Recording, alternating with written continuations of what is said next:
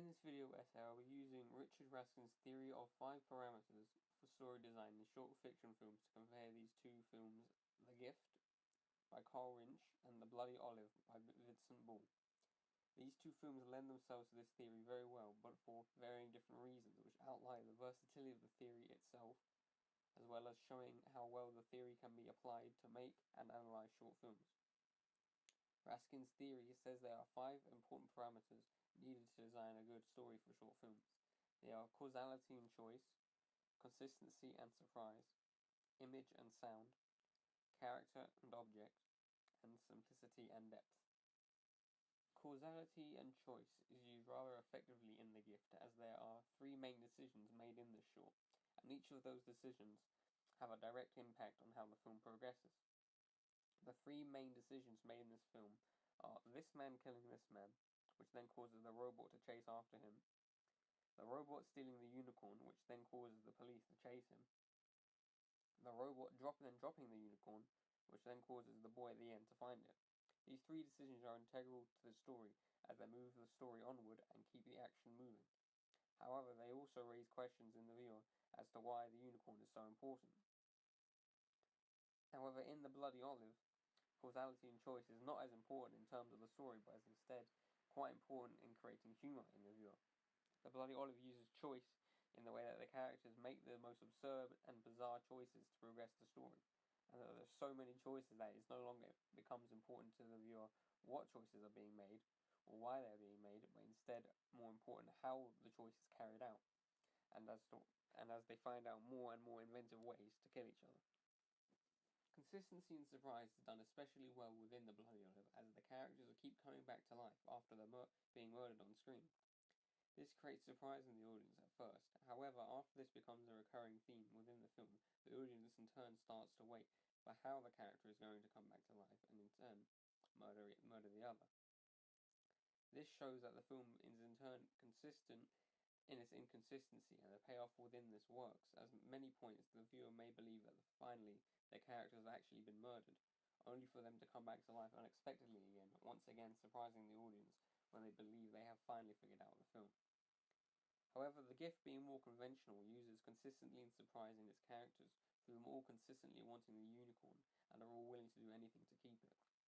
There is a surprise that kicks off all the action in the film, which is this man killing this man, as it is unexpected, but is well within the realms of possibility for it to still be consistent. The plot is also consistent as we follow the unicorn throughout the film, but it is also inconsistent in protagonist, as we change who carries the unicorn throughout.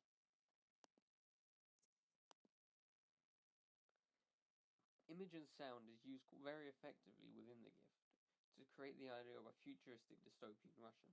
It does this through its use of cinematography with long shots, showing the rundown scenery, dystopian costumes of the guards, the design of the robot and other futuristic tech. However, its use of sound is quite minimal. This works very well as the lack of the noticeable soundtrack gives it a very cold atmosphere, which demonstrates realism. However, there is use of a soundtrack to enhance the action scene, where the use of sound becomes a bit more important to make the action scene look thrilling. However, the opposite can be said for The Bloody Olive, where both the sound and image are used quite prominently to go with the 1950s noir style the film creates. The soundtrack throughout the film follows the action on screen and accompanies it appropriately, playing drama music whenever a murder happens, and playing smooth jazzy music to accompany the dialogue parts. This works very well as it keeps the audience engaged, as the music itself adds to the ridiculousness of the plot, as it can change the mood of the film very drastically, very quickly.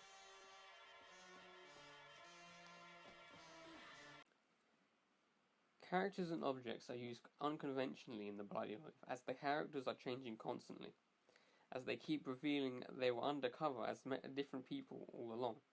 This creates humour in the viewer as the characters will start acting completely different after the revealing that they were undercover.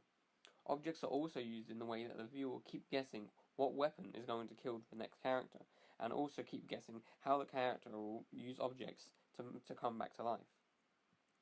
The Gift, however, uses characters and objects in a more conventional way, following the typical plotline of Chase the MacGuffin. This works as we follow the unicorn throughout the film and not the characters.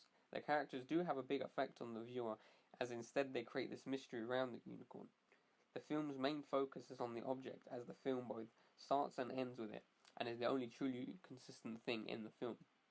The characters also place great importance on this object, as they are willing to kill and run from the law because of it. Because of this, the characters are not as important as the object, as the protagonist changes from the man at the start of the video to the robot to the child at the end of the video, showing that the characters are just methods of transport for the unicorn, and it's not who has the unicorn that's important, but where the unicorn will end up, that is. The Gift's plotline is very simple, as it just follows the plot of the MacGuffin. However, the depth of the story comes from the world the visual creates, which leaves the viewer curious about what the deeper meaning to the story is. Why is the world like this? Why are the robots treated this way? Why does the robot want the unicorn? These are all questions that the viewer will be left with. The film therefore does not suffer due to the simple plot, as the viewer is drawn in by the universe the film has curated. However, The Bloody Olive seems to have a different effect, as the concept that the characters keep coming back to life is quite a simple one. However, the ways that the characters do come back to life and they'll find new ways and reasons as to why they're killing each other is where the depth comes from. It becomes so complicated that the viewer may not be able to keep up. But again, the film does not suffer here, because the viewer does not need to remember all the various ways and reasons as to why they're killing each other, due to the fact that it will just happen again. However, the viewer does not lose interest due to the fact that the film keeps on getting more and more ridiculous the further into this complex plotline it goes, keeping the viewer engaged as well as getting funnier. Overall, Raskin's theory can be applied to these two short films quite well, as once they use all 5 of these steps, the end result is a film that keeps the viewer engaged, but also creates a unity of effect. The fact that these two short films can be different in many ways, but still apply themselves to Raskin's theories, prove that Raskin's theory can be applied as an effective way to analyze a short film, but also act as a guideline to creating new short films.